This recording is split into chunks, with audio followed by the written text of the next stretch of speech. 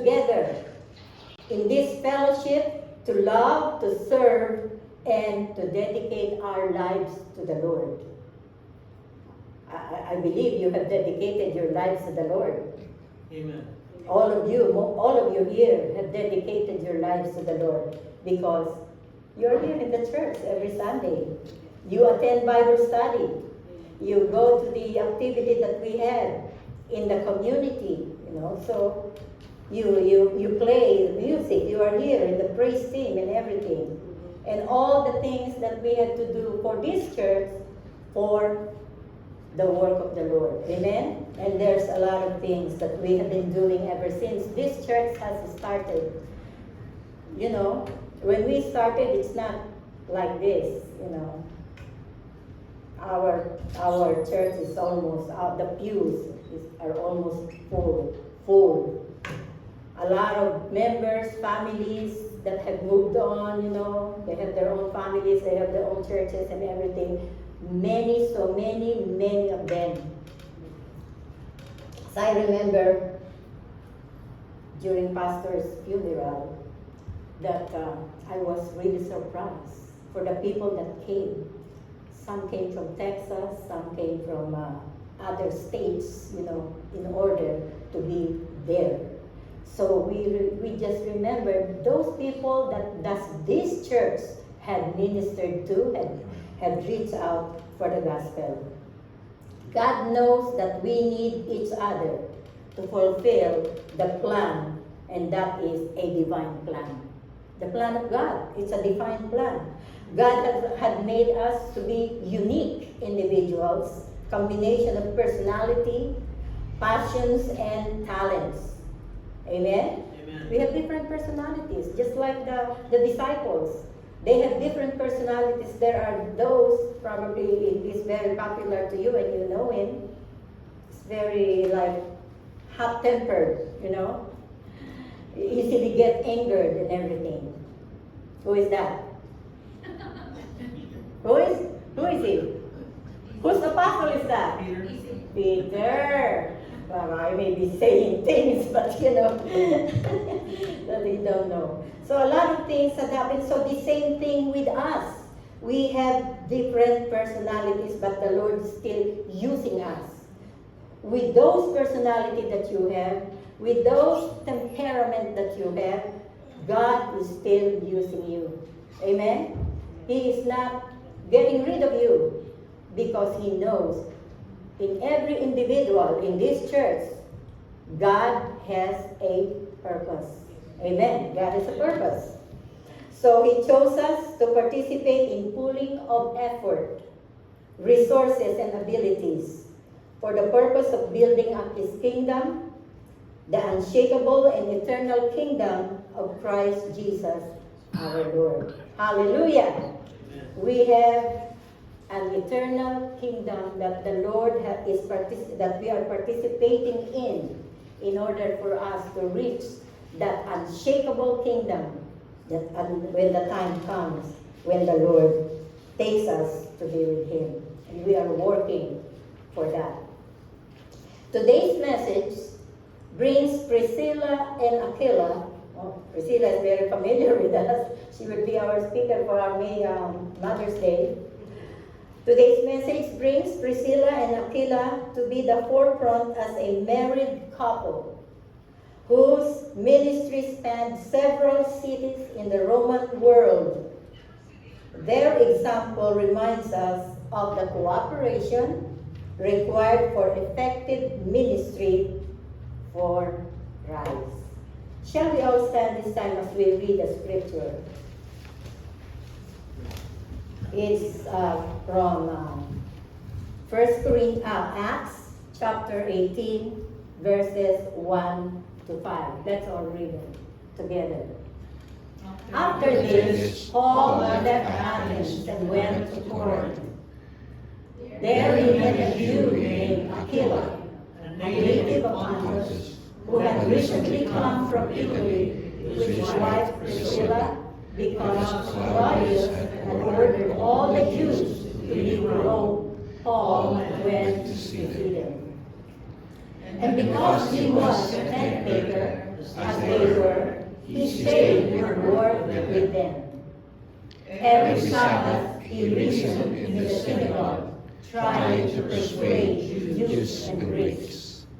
When Silas and Timothy came from Macedonia, Paul devoted himself exclusively to preaching, testifying to the Jews that Jesus was the Christ. Shall we pray? Our Heavenly Father, we thank you, Lord, for your words. We thank you, Lord, for bringing us here once again. And be thankful to you for everything that you have done in our lives. And be able to have an open heart to receive the challenges of the gospel, the challenge of God of this message that you have really, Lord God, inspired those people in the Roman world, those who have given their lives to God, those who have given themselves to help the ministry and to help the missionary. I pray, Father, that you will, Lord God, give us an insight as we receive your message today, that we may also be used by you in the way that the Lord will be pleased, in the way that the gospel, the ministry will be accomplished. In Jesus' mighty name I pray. Amen. Amen. You may be seated. The title of the message is Aquila and Priscilla Work Together. We will be using other prior verses for context purposes. The phrase after this, in the beginning of our, in verse 1 of Acts, the phrase after this in verse 1 says a whole lot. It is the connection with chapter 17, the prior chapter. It is about the continuous persecution that Paul and Silas encountered in different provinces and cities where they teach and preach the gospel. So our focus today is mission. In Acts 17:15, we don't have it on the screen, later on we will have some. In Acts 17:15, it says, this time Paul was alone in the city of Athens. That time he was in the city of Athens. And the men who escorted Paul brought him to Athens, and then with instructions for Silas and Timothy to join him as soon as possible. So Paul was by himself at the time. He was alone in Athens. That's one city that he was brought, like he is like a pioneer worker, an apostle, a disciple that went to this city because there is a need in that, because he goes from cities, provinces, and cities to city. And then the reason why he has been transferring from one place to another is because of persecution. There's a lot of persecutions trying to avoid, listening to what the disciples are telling about the Lord Jesus Christ. So in continuation of the verse in 17:16, so while Paul was waiting for them in Athens, he was distressed to see that the city was full of idols. Okay? So, from this point, let me give you a brief background of the preaching of Paul in Athens. Let's see on the screen Acts 17:18. And let's read. A group of Epicurean and Stoic philosophers began to dispute with him. Some of them asked, "What is the babbler trying to say?" Others remarked, "He seems to be advocating foreign gods." They said this because Paul was preaching the good news about Jesus and the resurrection. So, while he was there, he was so distressed to see that the city was full of idols. So he preached the good news about Jesus and the resurrection. This time, let's read verses 22 to 23. Paul then stood up in the meeting of the Areopagus and said, men of Athens, I see that in every way you are very religious. For as I walked around and looked carefully at your objects of worship, I even found an altar with this inscription, to an unknown God. As something unknown, I am going to proclaim to you. So you see, he addressed, this was the cause of his depression or distress in his life when he came there. So he addressed the men of Athens, pointing out to them the inscription of the altar to the unknown God. It really distressed Apostle Paul this time. So how many people in our area where we live, at home, where at our workplaces, our neighbors, the very close person in our heart, our relatives who do not know Jesus as Savior and Lord. Let's ponder ourselves and think about that. How many of them have not received or have not heard of the gospel of the Lord Jesus Christ? This was Paul's burden. This was Paul's cause of distress in his life when he came to the city of Athens. So Paul was really concerned.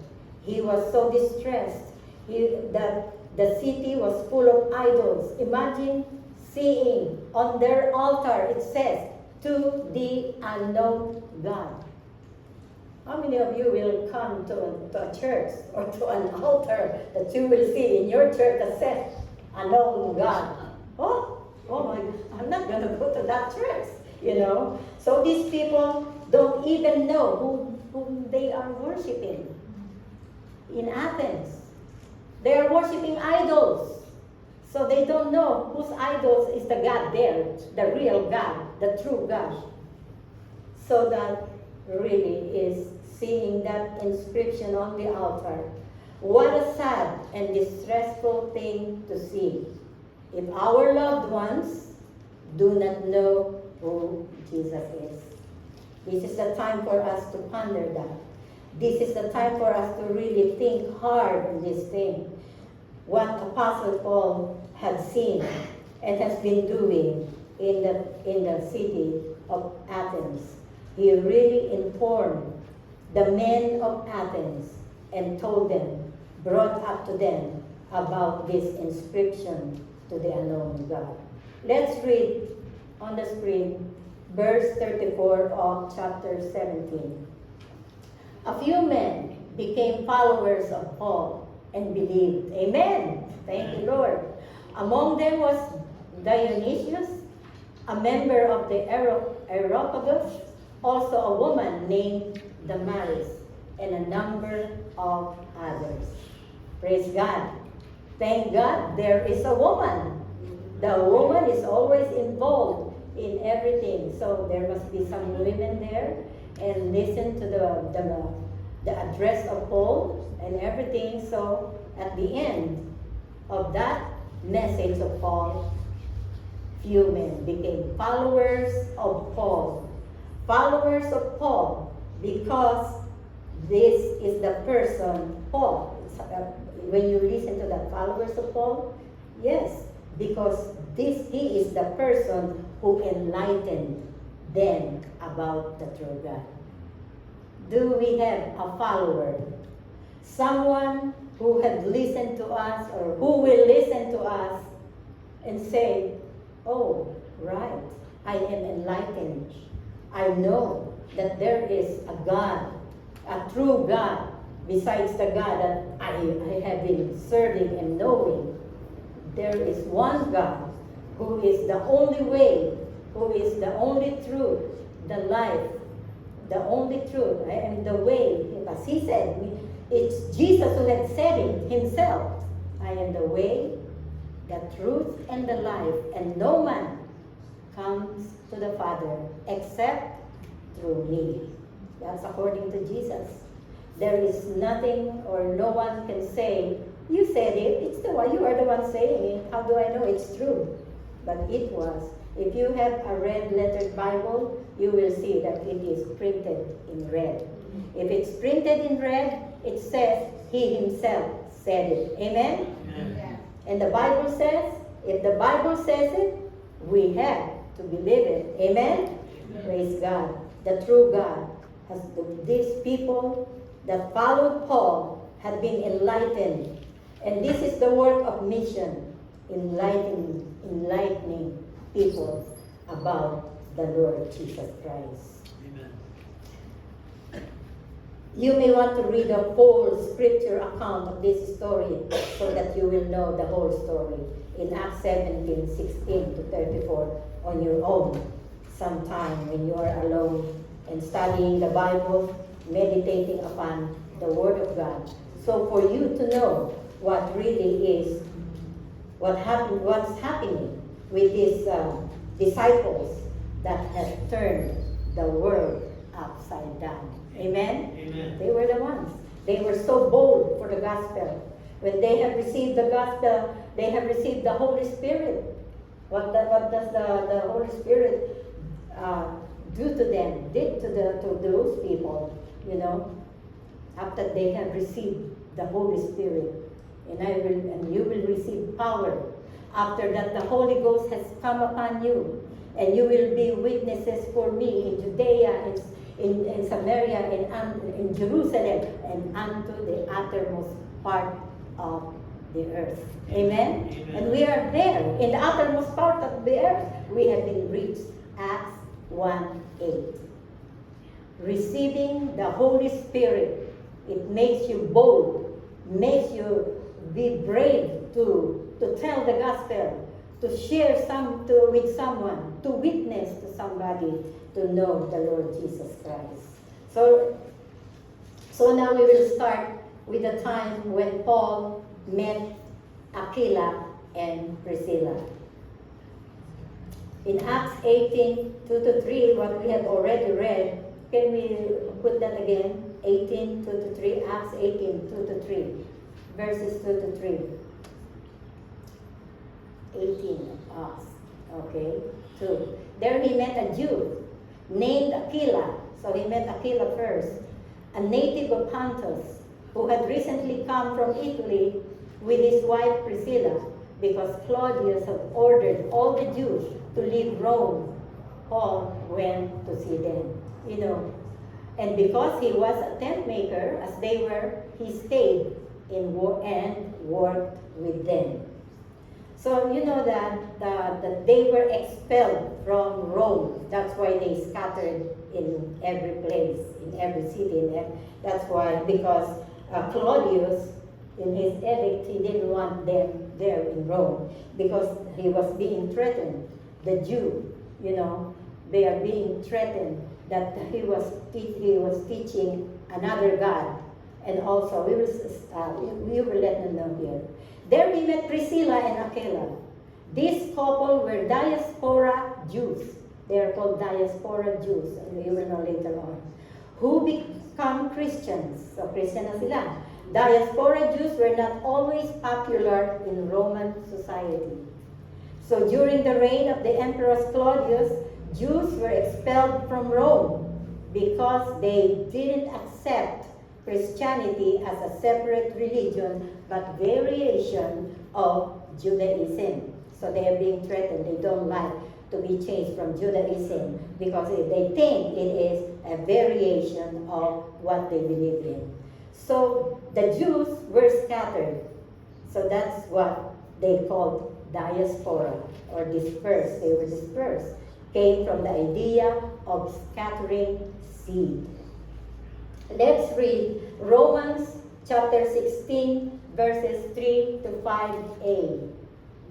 Greet Priscilla and Aquila, my fellow workers in Christ Jesus. They risked their lives for me. Not only I, but all the churches of the Gentiles are grateful to them. Greet also the church that meets at their house. Okay. Now we can see that what Priscilla and Aquila are doing is really very important. The benefits of teamwork. They are a couple. They are teamwork in doing, in working for the Lord. That's why in the ministry, if a husband and wife, the husband is appointed to be a pastor of one church, and the husband is not cooperating with the wife is not cooperating with the husband, then the ministry is not going to be successful. It's going to be very hard. But this time, that's why the benefit of teamwork. This couple is a team. Teamwork in the spreading the gospel is in where they were.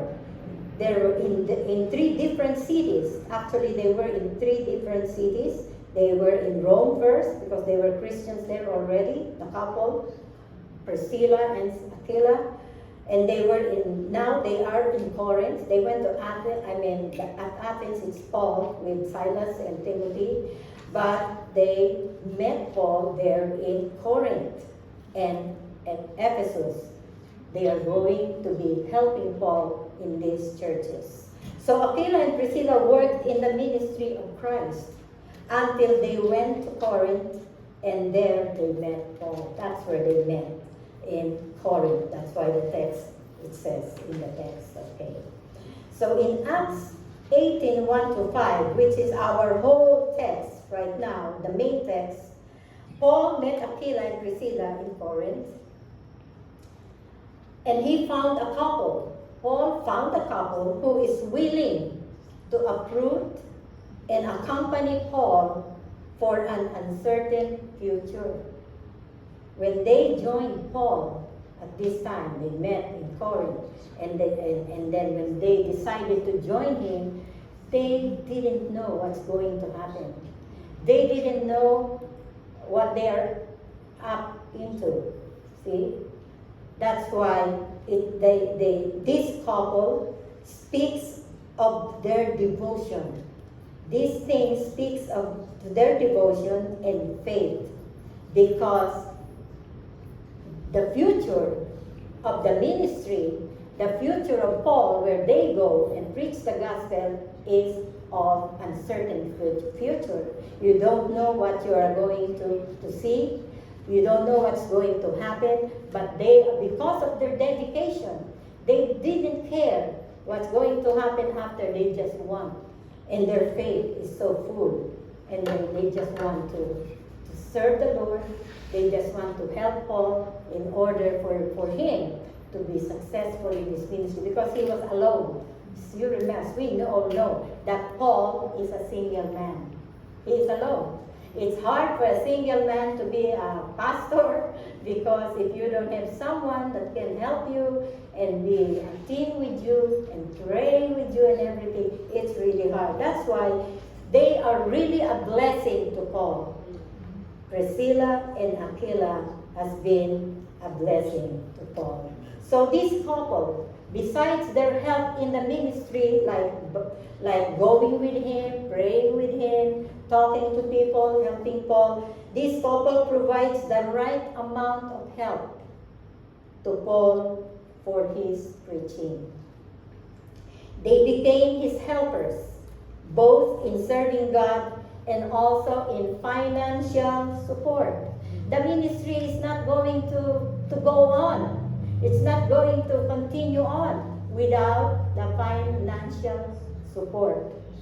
And they are the ones that need some support. Those pastors, those missionaries, they are the ones that need support.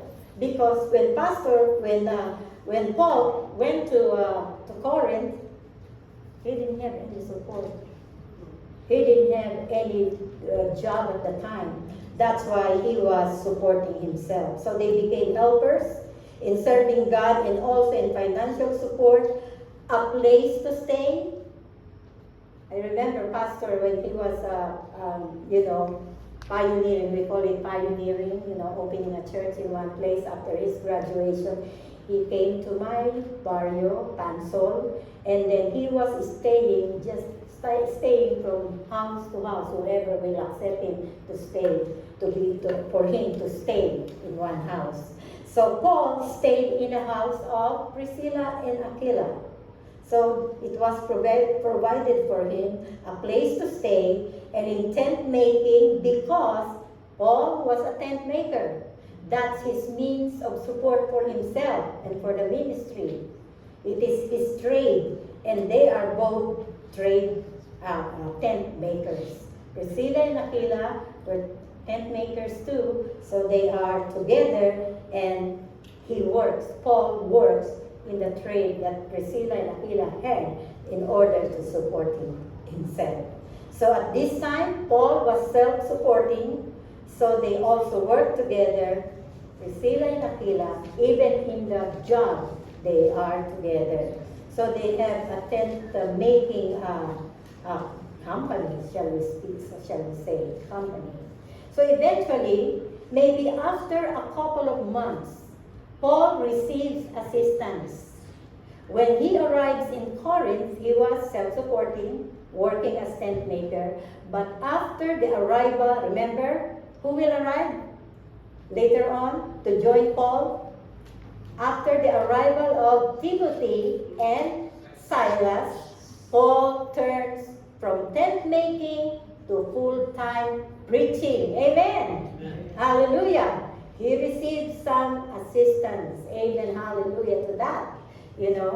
Because in verse 18:5, it says, can you put 5 again? When Silas and Timothy came from Macedonia, Paul devoted himself exclusively to preaching, testifying to the Jews, and that Jesus was the Christ. Amen. Isn't it very easy for missionaries, for pastors who are pioneering a work to receive a support, financial support, assistance, home to stay, and money to spend for his food and everything. So I remember at that time that he continued on, and he was still, maybe the churches, imagine, where did that money come from? According to that, maybe the churches in Macedonia provide some financial assistance. So today is Mission Sunday. Thank God this church is mission-minded. Amen? Amen. Are we really mission-minded? Amen. So this time, I should remind you, and I will tell you a story because we are mission-minded. I'll tell you a story about the time when my husband, after his graduation, first graduate from the Bible school, he went to Pansol. That's fine place where I live. And then he started a ministry there. He was pioneering. He started he brought his accordion. I don't know if you heard me say that. An accordion. He brought an accordion. He knows how to play the accordion. And so that was the first time we saw an accordion. And we all said, me, Dory, and all my cousins and everything, what is that? It looks like worm. And then he was so graceful in doing that. He was, and then as he does that, walking from the train station, there's a station in Pansol, walking from there to the place where he was staying, he was doing that, walking, and he was playing the accordion. And you see, lo and behold, you know who were following him? Kids. The kids. The kids were following him because they were so, amused about that.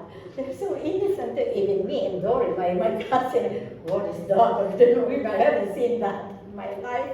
So anyway, he was doing it. We haven't met him, we don't know him and everything. He just went to Pansol. Who is this guy? He's handsome.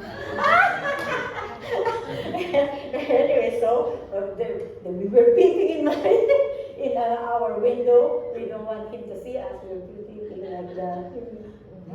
He's handsome, oh my. And then he's young. He was only how old was he then? 28 years old. He was only 28 years old after graduating as a Bachelor of Theology in Foursquare Bible College.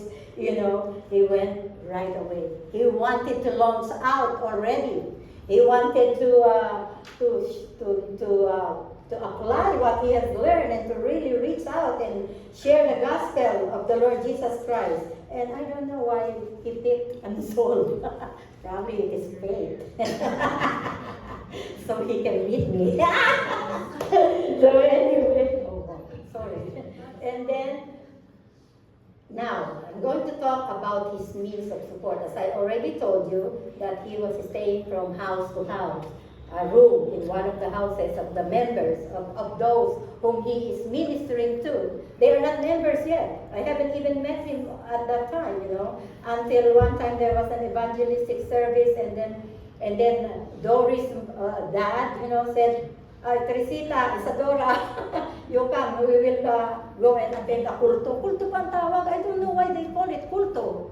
You know, we will go, may kulto, we are going. And then if we don't go, he's going to whip us, you know. We don't go, so we have to go. Okay, let's go.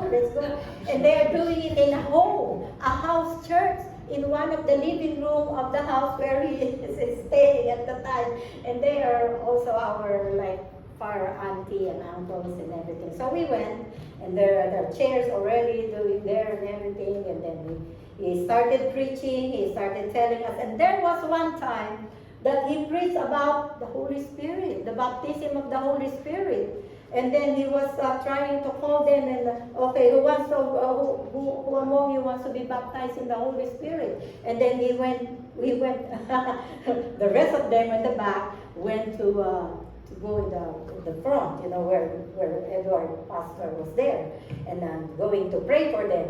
And then when then they asked them to kneel down, and me and Dory was also there, and we will kneel down behind, because we don't want to, because they were always saying, Hallelujah, praise the Lord, hallelujah, hallelujah. And we didn't know that at the time. And we said, oh, come on. And then Doris' mother is just like a barking dog when he does it. And we were laughing. And then we were laughing, hallelujah, hallelujah. We were laughing. So anyway, and then all of a sudden he laid his hand on the people, and they were all slain by the Holy Spirit. You know, they were all lying down already, slain. And then he came to both of us, Dory and me, and he laid his hand, and then we were not really paying attention. And then Dory and I said, let's get slain already. He's not gonna stop until we get slain. Because we were new, you know, we didn't know about it yet, you know. And then Edward is laying his hand, and he was yugin like that. In Jesus' name, in Jesus' name. These worldly young people, in Jesus' name, I hope that they will receive the Holy Spirit. So, Dory, we better lay down now, because it's not gonna stop. So what we did is, we did it. And then all of a sudden, all of them already got up and went back to their chair, and Dory and I are still there, and we were not moving. We just stayed there. We slept already. So that was the start of Teresita Maghirap. You know, we were so, I was already, how old am I? 17?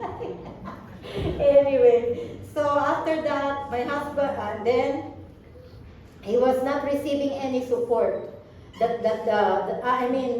Actually, they were sending him 30 pesos a month for his kid, whatever he's gonna do with that 30 pesos.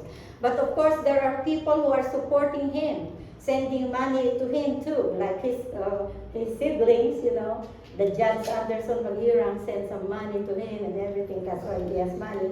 And then he is free from LTV. You know LTV, the bus? He is free because of his brother, Judge Anderson. He has a ticket already. Free everywhere he goes, so he can do that.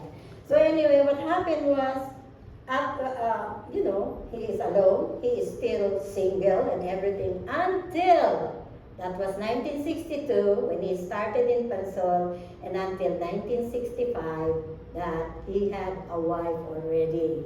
And who is that wife? Teresita Maghirang. Oh, Teresita Etheridge. Not yet Maghirang. Naging Maghirang na. Okay, there you go. And then, we were sent to Santa Clara, Batangas. Oh my, that's why I was talking about the pancit in Santa Clara, Batangas, how they eat it. They cook it like how you cook pancit. And when they serve it to you, they'll give you mafran, the ketchup mafran, and they put it on pancit. And I said, what? What? I need patis and calamansi. I don't like that. I don't know how to eat that. It's different. It's different in every barrio, in every city. It's different how they eat it. And I also heard one from Cavite. That's why I asked Sister Amy. I said, how do you cook your tinola? And he said, yeah, of course, with papaya and the regular stuff. And my friend from Cavite, he put calabasa in their tinola. So I said, oh my, anyway. So that's the difference of when you are in the ministry. In the ministry it says, what was the Bible school teacher says? I will follow. When you call me, I will follow. What you feed me, I will swallow. Because, they will feed you food that you haven't seen or eaten in your life, And sometimes all that we eat there in Batangas is tulingan. The tulingan. I really like it though, the sinaing na tulingan, because it's close to the coast, to the sea and everything, and that's their means of income. So anyway, in Batangas, Santa Clara, Batangas, it's close to the pier of Batangas. So we were receiving still 30 pesos a month at the time when we are already a couple. Okay, and some assistance occasionally from United Foursquare Women, just like here, the LMC, Ladies Missionary Course. In the Foursquare, it's United Foursquare Women. We were receiving some assistance also from them. Some came from America, because they send us, they send money, they send relief, they send something. And lo and behold, I got pregnant. And my pregnancy clothing is from USA. It's Sears Roebuck, because it was given by the missionaries. Seth, when I was pregnant with Seth in Santa Clara, Batangas. He was born in Santa Clara. Kaya nga, Batanggenyo yan eh. He was born in Santa Clara. And I was wearing all Sears Roebuck from the missionaries and everything. So those are the supply of the assistance that we were receiving during that time. Okay, let's go back to Paul. So now Paul is full-time pastor. He continued his mission to share Christ full-time. As part-time, he only speak in the synagogue every Sabbath. Once a week, every Sabbath only. Because Sabbath is Sunday, see, every Sunday only. Trying to convince the Jews and Greek about the gospel. Haba na ba?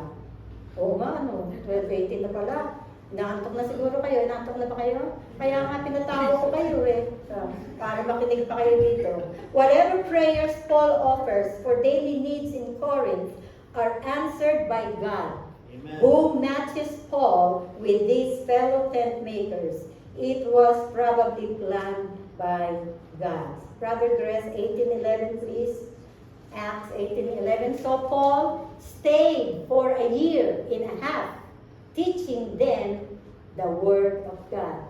Amen. So only a year and 18 months that he stayed in Corinth. So on the end, this verse comments on the end of that period as Paul decides to move on.